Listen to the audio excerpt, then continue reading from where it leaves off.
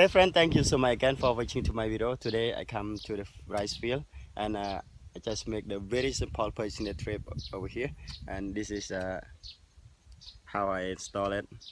It is very simple trap, but we can use it. I'm not sure that it is powerful to catch the wild bird, but this is how we make and how we set up it to catch the wild bird. And thank you so much again for watching to my video, and don't forget to follow my channel to see more video updates. Subscribe, like, comment and share my video. Thank you so much, and I really appreciate for your time and for your supporting to my channel. Thank you again, and see you next video. Bye bye.